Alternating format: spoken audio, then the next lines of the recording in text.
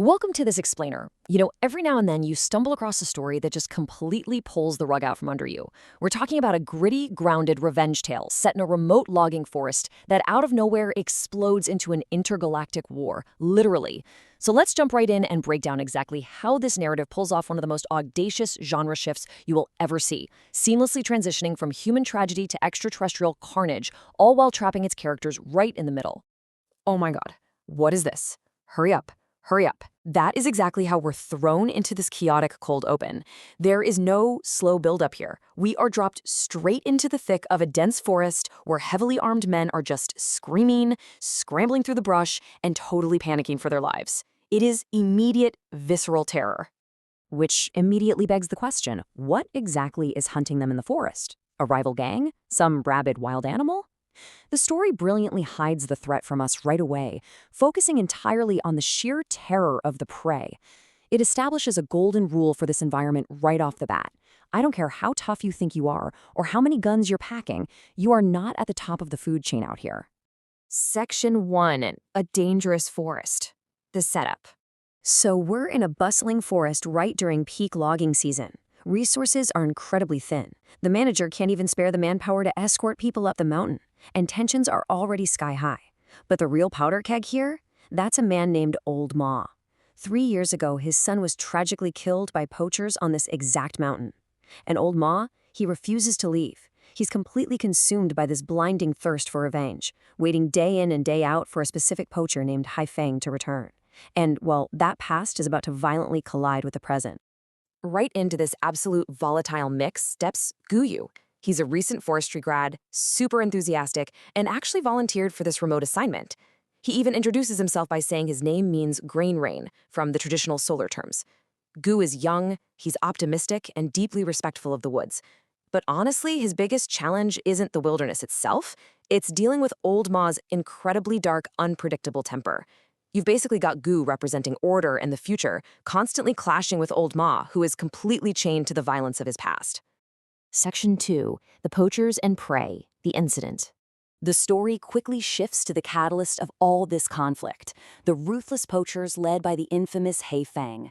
And there's a brilliant subversion of power that happens right here. They're celebrating a gruesome triumph, right? They've chased a bear all night, finally killed it, and they are gloating. They feel completely invincible. But man, in a split second, that victory is totally shattered. Guys and their crews start disappearing into the trees. Instantly, the hunters become the hunted, getting attacked by that exact same unseen, terrifying force we saw in the cold open. Meanwhile, Old Ma's obsession just boils over. He manages to catch one of these fleeing poachers and violently interrogates him, demanding to know where Haifeng is. The poacher is completely losing his mind, screaming about a monster in the woods. But Old Ma, he doesn't care. He is so blinded by his need for vengeance that he's practically beating the guy to death. It literally takes Gu stepping in, throwing around his authority as the forest ranger, and physically pulling him off to stop Old Ma from committing cold-blooded murder. Section 3. Enter the Star Hunter, the twist. Just as the human drama reaches its peak, the narrative absolutely pulls the rug right out from under us. We have to reevaluate everything and ask, is this monster actually the enemy? Because Gun and Old Ma stumble upon a terrifying creature, but it isn't attacking them. It's badly injured, bleeding this glowing green blood. Gun starts piecing it together. When the poachers were attacked earlier, they weren't the primary targets. There are multiple creatures out there, and they were fighting each other. Gun realizes this injured being actually inadvertently protected them earlier, so he takes a massive leap of faith to help it. He bravely grabs a hot knife and actually cauterizes the creature's green wound. And that one single act of compassion bridges the gap between species. The creature communicates with them, dropping a line that completely shatters the reality of the entire story. We call ourselves the Star Hunter. I'm from a distant planet. I mean, wow. Just like that, our gritty, grounded logging drama transforms into a full-blown sci-fi epic. The sudden expansion of the lore here is just incredible. The Star Hunter lays out exactly why it's here on Earth, giving a strict two-part mission. 1. Protect an artifact known as the Spirit Stone, and 2. Fight an ancient, ravenous enemy species called the Zerg. So, those unseen monsters eating the poachers? Yeah, those are the Zerg.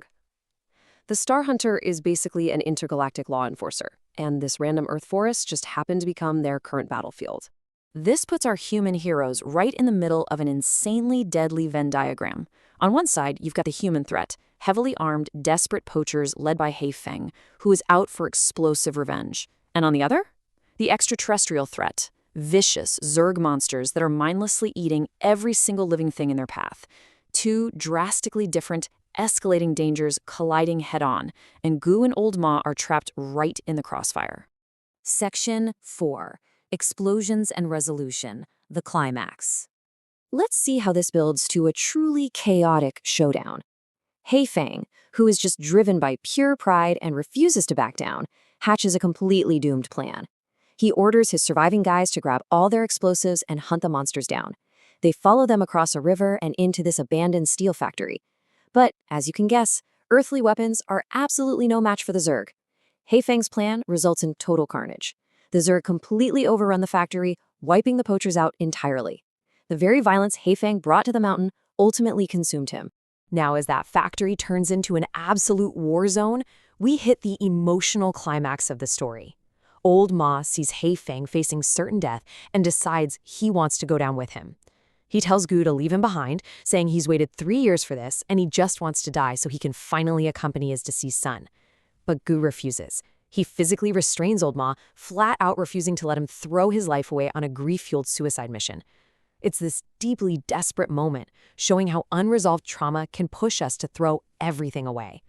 To break through that suffocating pain, Gung shares a really poignant metaphor his grandmother taught him. He says that every loved one who passes away becomes a star in the sky. When you miss them, you look up, and there's a star shining down on you, keeping you connected. He tells Old Ma that his son is up there, and his son would want his dad to live his life well. It's this profound, incredibly human moment of connection that finally breaks Old Ma's 3-year cycle of hatred and despair. Thanks to Gun stepping up, they actually make it off the mountain. The narrative wraps up with the aftermath of all this chaos. The police arrive, they find what's left of the poachers, noting that the creatures left absolutely nothing behind. Gun and Old Ma survive the physical ordeal, but way more importantly, Old Ma survives his own internal war. He has finally truly let go of the past. As they're waiting for their forest cabin to be fixed up, Gu wonders aloud, will the Star Hunter ever return to the forest? And Old Ma, who is now completely grounded and transformed by this newfound peace, just replies, "Don't come back. I am too old for this. I can't afford it." It's just a perfect, humorous realization to end on. He tells Gu to stop thinking about useless things and just do what they need to do. And that wraps up our explainer on this incredible genre-bending story. It proves that whether you're battling armed poachers, intergalactic Zerg, or your own inner demons, sometimes survival just means learning when to finally let go. But it does leave us with one lingering question. If the Star Hunter's mission on Earth is truly over, what other hidden, cosmic battles are silently unfolding in the remote, untouched corners of our world right now? Hello Hollywood